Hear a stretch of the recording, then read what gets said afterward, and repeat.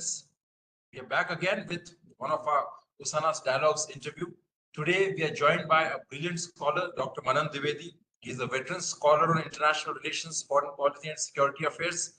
He has done his PhD from the prestigious Jawaharlal Nehru University. Currently, he teaches at Indian Institute of Public Administration, and he teaches the batches of Indian civil servants, foreign service people, and the police service people. He has also written about 9 books on the various dimensions of foreign policy related issues. Today, we are going to interview him, and our theme for today's interview is the American public dream and public diplomacy. Welcome, Dr. Manan. Thank you. I am proud and privileged to be here. Pleasure and honor is all ours. So I'll just begin straight away with our question. So my first question to you is that, the idea of American dream is something which is very, very popular among the Indian middle classes. What I want to know is that, is it a major tool of American soft power? What's your take on this? Definitely, it's a very rampant idea. But my personal opinion is that if we go back into the IR literature, or if we hark back to the American literature and the historians, such as H.W. Brands and people like John Truslow Adams, they were the people who have actually seen it, thrived it, and they have been pretty vibrant on it. And it was John Truslow Adams, way back in the 1920s, who coined this peculiar and quaint, but stereotypically and quintessentially an American term, that is the American dream. He went in and talked about a few idioms. He said that it was America, United States of America, with its American exceptionalism and with its posing and preening at the Mount Sinai or atop the Mount Sinai, which became very popular, and it was sold not only to the Americans. This idea of one-upmanship, this idea of being exceptional, and this idea of being the most powerful nation state on the face of the earth was sold all across the world and also to the domestic population. And to continue along with John Truslow Adams, he went in and said that anybody could have a dream in America. A person who was just an office boy or a farmer's son could go on to become the American president. That is the most powerful man on the face of the earth. And it was not about the American dream, is not about a kind of a typical fairy tale rags to riches story, but it is a kind of opportunity. It is a kind of the American entrepreneurship, the American rule of law, constitutionalism, and themes such as the might and the pelf and the prosperity of United States of America, wherein they intervene with great skill and diligence all across the global polity. So America was sold to the global middle class as a kind of an exceptionality, as a kind of a special station on the face of the earth. And this kind of a amplificatory mechanism was very much utilized by the American establishment, that is the State Department and the Pentagon, and the culture, the norms, the myth, the lore, and the other attendant facets of American superiority, both in the political, societal, and in the economic and diplomatic realm. It was festooned upon the psyche of the global polity and the global denizens. So that is the initial foray which we can indulge into when we talk about the American dream, Abhinavji. Thank you. Thank you very much. So what I infer from your assessment is that the American exceptionalism and American dream, they're just like two sides of the same coin. American dream, it kind of naturally follows from the idea of American exceptionalism. And so given that, do you agree that American exceptionalism has more of a hard power connotation and American dream has more of a soft power connotation, right? I perfectly agree with you there. Thank you. Thank you. So my next question from this is that this idea of American dream has been sold to the entire global middle class across the world. But the question is that the claims which are made by the American stage, the American thought leaders, philosophers, to what extent they are true. Definitely, I would like to go back into the past as well as the present case scenario. In the past, certainly a lot of people migrated to America because of the opportunities, the economic and business opportunities, the ease of doing business, which it provided to the people coming from different parts of the world. Also, the freedom of expression, and with its excellent education infrastructure, it provided a very good combination of a good lifestyle and excellent opportunities. But then at the same time, we also found that the people who did not agree or who disagreed with the American ideology in some sense, they tried to stifle them. For example, America claims to be a great promoter of democracy and freedom of expression, but you can see that they have no problem honeymooning with the autocrats in West Asia or even right next to India, like in our western neighbor, Pakistan, which has an autocratic military government, but Americans have no problem with that. On the other hand, a democratic country like Bangladesh is something which is not digested by Americans, and they have a major problem with that. So, do you think that there are chinks in the armor, that these claims are hollow if to any extent the idea of American dream? I personally feel that idealism, we can very conveniently and very diligently latch on to the IR theory idiom of idealism, which has its own facets, which are somewhere intertwined with the theoretical concept of realism. If we go back into the history, what we are going to find is that people who were persecuted in Europe, people who were suffering and they were under a kind of, they were laboring under a kind of a feudal system, which was very suppressive and exploitative and very persecutory in nature. In that particular context, one can go ahead and see that it was the Mayflower Pact, which is phenomenal in all its ambitious glory. Here, I'll simplify it. What I'm trying to contend is that the Europeans, ranging all the way from Ireland, the Irish people, the British, the Germans, the Italians, they all shifted gears. And the Mayflower Pact was the name of the ship forth, which set sail to United States of America's eastern coast. The people came in from Asia too, as part of a phase-wise migratory exercise. Chinese came, the Indians came in very less numbers, but Chinese came in large numbers. From Asia, from the Asiatic firmament, people came. So, they developed a kind of a settlement there. And, the kind of freedom, the kind of the frontier spirit, which was actually there, sets them apart. Here, I would like to continue along with my this thing pontification here. The idea is that freedoms, the right to vote, women empowerment, and the idea of feminist emancipation or women emancipation, which was heralded by the American and the settler women through the Seneca Falls Convention way back in the 18th century, they all combined together.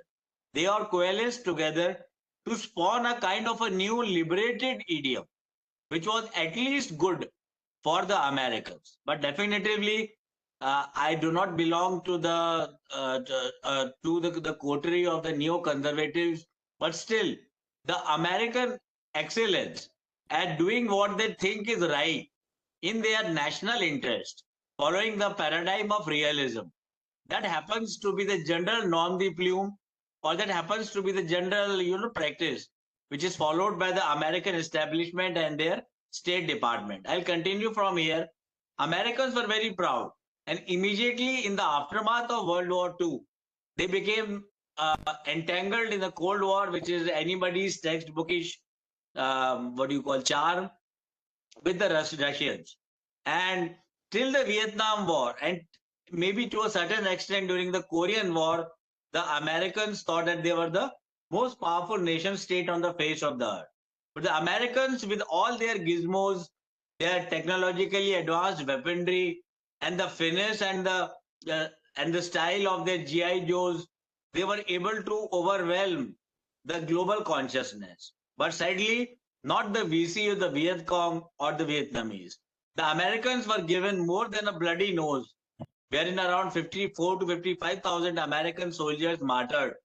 Uh, uh, the, and the Americans went into a kind of a kind of a negative reverie, into a kind of what do you call negative mindset, political and diplomatic mindset, which scholars have termed as the Vietnam syndrome, wherein the Americans were faced with challenges such as the university and the citizenry based anti-war activism, the Timothy Leary's Flower Children movement, hippie movement, all coalescing together with with the brass tacks and characteristics of the left-wing movement.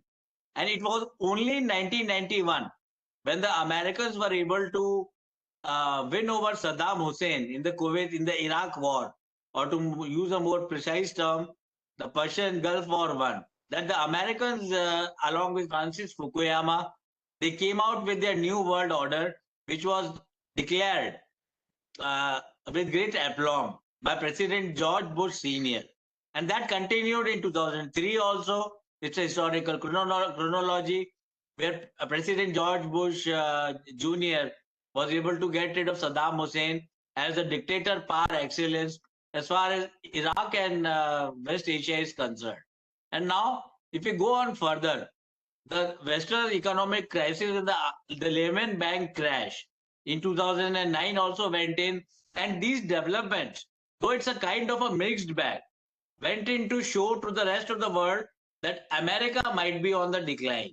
That is, the United States of America might be asked to do a bit of delving inside its own conscience, its own power, and its own partial power and Just economic structure. allow me for a small intervention before you continue. I'll Okay. just add something more to my question. Today we see a lot of these, riots in the US. You have this huge immigrant population. You see a highly polarized society. What we are seeing today between the Democrats and the Republicans, and this anti-Trump movement in the US. Besides that, we see mass shootings. Economically, China is on the rise. Americans are facing a huge competition from China. Likewise, in Europe, France and Atlanticism is on decline. Americans are facing a credibility issue among the Europe. Also, they're facing a massive challenge from Russians, massive challenge in West Asia from the Islamist powers. Do you think that this, in the backdrop of all these things, American dream has lost its sheen? It's not safe. Like, today they say that even on the streets of the America, on the common streets of the US, it's not safe to walk. You can encounter any junkie, a drug addict coming and shooting you. In the backdrop I of all definitely, these things and the definitely changing agree world with order, you there. is the idea of I American dream definitely losing its agree with shape? you. The Americans have lost much of their sheen. I don't go against that argument. But still, what we are going to look at is that going by the $1 trillion trilogies of China being the one of the largest economies of the world, and United States of America being the second largest economy of the world, and India tagging along very soon in that high club of victors or high club of profiteers. That kind of a thing is definitively there, and it has cast more of a shadow on the American power and pairs. This is definitively something which an IR observer and an American studies observer cannot escape from. But if you look into it, America is still very much like a sun. And it was told to Lord Hanuman that if you go very much near the sun, if the proximity is too close, then other people, individuals, leaders, and this is the American perspective I'm giving you. They tend to, or other Asiatic states, they will burn themselves or they will annihilate themselves. So the idea is that definitively these things are there. As you had talked about soft power, I would personally like to recount a few cinematic escapades. This is something which I don't think USANAS does very often because it's a strategic and geopolitical think tank. But Yes. still, personally feeling the characters, the comic characters, the soft power overarch of the State Department, they connived, or to use a positive term, they planned out and they schematized a kind of a American dream amplificatory mechanism. That is, characters superheroes of the order of Superman. Nothing childish or nothing non-academic about it. That is what I work on primarily at IIPA, and I used to do it in JNU also. So characters of Superman, Spider-Man, teleserials like Wonder Years, and all other facets of it, they were utilized very cunningly and very deftly by the American establishment, getting all the cooperation from the uh, uh, Hollywood narrative or the Hollywood producers and directors. The idea of an alien in the form of Kal-El arriving from the planet of Krypton and then becoming part of the American life and the American myth and lore, and acting as a savior, a liberator, or a protector and a facilitator for the rest of the American people or even the global hoi polloi. That seemed to be the main credo or the mainstay of American, the so-called oomph or the triumph or the chutzpah of the American dominance in the world. So, what I would like to say, I will take recourse to what you said, Dr. Abhinav, that soft power became one of the aspects of American foreign policy and diplomacy. But it is a soft power, which is very much backed by the hard power, as you very rightly mentioned. If we still look at the military strength and the technological finesse of the American war apparatus, we are going to find that that they have a superiority. They're still 8 to 10 notches ahead of China. But they have realized that they cannot go it alone. They cannot get it alone in a kind of a multilateral committee of countries. That is the fulcrum of the American interest or the American pivot changed from Middle East during Hillary Clinton's time when she was the Secretary of State around 12 to 13 years back, before she lost out to Trump, President Trump, in I think, if I'm correct, in 2016. So the pivot has changed to Quad, to the Asia Pacific, and even in the Middle East they keep on jumping back, and they have created this grouping called as I2U2, with India, US, and UAE being the key states, being the key countries. So the Asiatic rise has not been ignored by the American think tanks, and they have evolved, or they're in the process of evolving, a coalition of the willing. Unlike the Iraqi coalition of the willing, when the WMDs formed the core reason or the rationale for the war in 2003, here it is very surprising and maybe sort of reassuring for the countries such as Japan and South Korea, Philippines, and Vietnam, that the American defense umbrella or the American protective shield of Captain America is still very powerful, lethal, effective. And Quad went on to discuss and deliberate, and they came out with a declaration only, I think, a couple of weeks back, that China happens to be their betanoid. China happens to be a key arch antagonist, and countries countries such as India, Australia, New Zealand, and other countries such as Korea and Japan, they seem to be now becoming very vocal about it.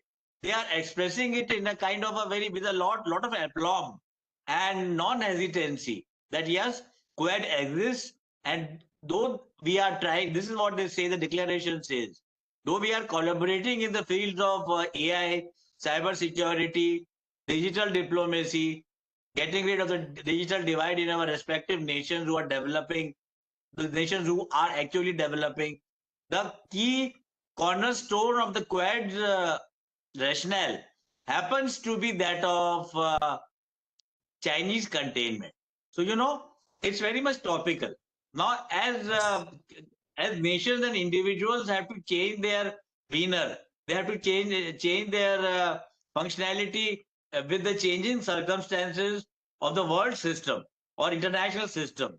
In the same manner, America is also rising up to the idea that yes, coalition building and multilateralism, with the Americans taking the lead in the form of umpteen military exercises such as Vajra Prahar done between India and United States of America, they can become a kind of a mechanism through which China can be contained.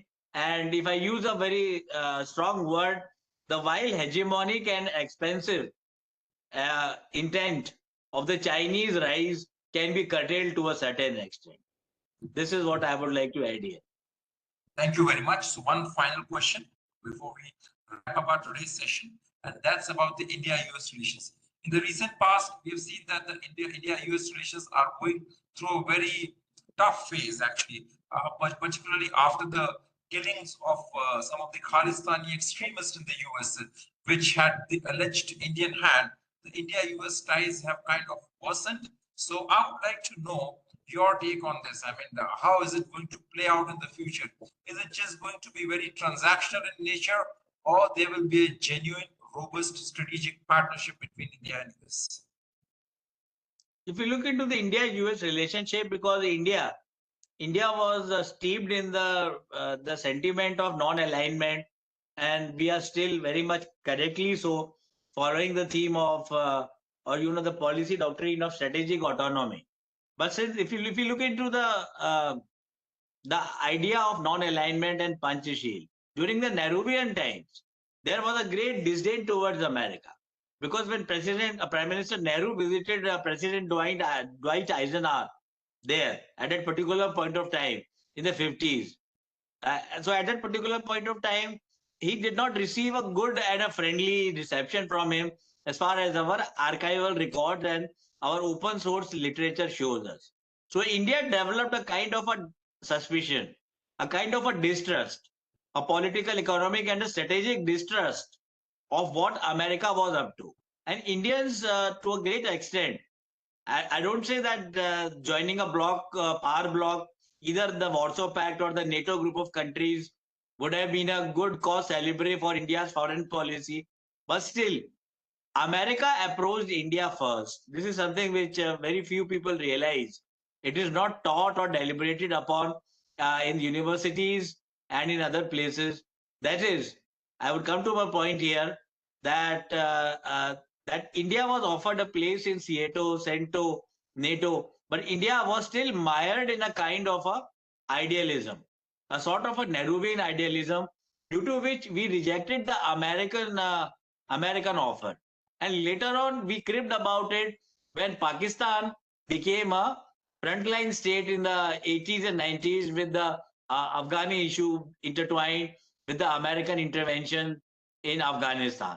So I personally, so what I want to convey over here is that India-US relations were always on a shaky foundation. But come 1990s, the American Defense Secretary visited India, and he signed on a piece of paper. Some people, to make it very historical and make it very anointed, call it a parchment of paper, where the first idea of India-US defense establishment was mooted by the Americans. Later on in 2005, once we come into 2005, the next security strategic partnership was inked between New Delhi and Washington. And it was in 2015 when Prime Minister Narendra Modi signed an extension for 10 years of that defense partnership. So, but definitively, in the context of the Ukraine war, the Indian government and our Ministry of External Affairs, we have had to do a lot of tightrope walking, because our biggest defense provider still happens to be, if I'm correct, Russia, Moscow, and the Americans and Russians have been buying with each other to sell their jets, to sell their weaponry and weapons technology to India. So, India took a very nice decision, took a very mature and strategically mature decision, wherein we decided that yes, we are going to be equally cohabitative with Moscow and also with Washington. Still, as far as I would just round up, I just wrap it up. India-US relations have been a prey to the antecedents which have been there, which have existed between India and United States of America. But if we look at the imageries or the loud aplomb of weaponry such as C-130J and the Chinook choppers and the Apache choppers, which have been given to sold to India, and the kind of make in India idiom of not only taking finished weaponry or crafts and vessels from America, we are also seeking technology from them so that the American and the Western technology can become part and parcel of the Indian defense apparatus as far as our relations are concerned. So I would like to just culminate here, wherein I would say that there have been all sorts of rough and bright patches in the India-US partnership, but with and specifically with the signing in of SISMOA and other intelligence sharing pacts with between India and United States of America, intelligence sharing has also become a norm, or it has become a high point of the relationship. But I think that the world is going towards a kind of a confrontationist mode, where North Korea, Russia, and China, they seem to be creating a kind of a conglomerate. So I don't personally feel that there is any harm in the Quad, I2, U2, and other Western democracies with the intelligence and the inputs of New Delhi. They can at least prepare or cobble together some sort of a defensive mechanism. Here we are not talking about a global clash of civilizations. But unfortunately, that clash of civilizations has been a key characteristic of the international system. And America is prepared. They have got 8 carrier warships and warship groups, and they keep on floating in the South China Sea. They are there in the Straits of Malacca. So in the longer run, in order to keep the Chinese at bay, it is, I personally feel, very unapologetically, I would like to contend that India and US have a great destiny together. Though I perfectly agree with you to the house, that the high-flown words of idealism, freedoms, the 4 fundamental freedoms of Franklin Delano Roosevelt, as he talked about it in the Atlanta Convention, in the Atlanta talks in 1942, and the idea of the sacrosanctity of the American power, they have been too much amplified and too much propagated. But I think when you talk about the national interest and the mission civilties mode of America, then I think if they're friendly with us, then we can be too friendly with them. But I was personally aghast at the manner in which the issue of tolerance and the issue of Pannoon, which were raised at that particular point of time a few months back, wherein Indian government told them that we were up to no ill activity, and why should we keep on explaining what our actual acts of intelligence and national security are. So America itself, as you related very nicely, race happens to be a question. Another divide happens to be that of gun running, which is very much supported by the National Rifle Association. Abortion happens to be an issue. Women health, that is, happens to be an issue. And illegal migration, immigration, and the presence of around 12 million undocumented aliens in US. They also happen to be the issues or the themes which have roiled the American dream to a great extent. But I personally feel I would end on this positive note that everything is still not bad with America. We are not talking about the best, because I'm making a very fervent attempt to separate out the American intent from the Western canopy. That America is West, but the American idea, as it was declared as part of the cornerstone, as part of the key character of freedom of life, liberty, and pursuit of happiness in the Lockean sense, through the American Declaration and through the American Constitution, that still, I think, might be adhered to at least by the countries. We don't need lessons from America. That is definitely a fact of life. But two democracies, as IR research has shown, traditionally tend to never fight a war with each other, and they tend to be peaceful and non-violent with each other. So I think a lot of sheen has been taken off the American dream, but the redundancy or the complete catastrophic decline of America would also be an overstatement to make. That way, I would like to put it across. Thank you very much, Dr. Manan Dwivedi. It was a pleasure having you with us today. And definitely your insightful remarks and comments were absolutely enlightening for us. So with this, we wrap up our today's session, and we hope to invite you for our future interviews and programs. Thank you very much.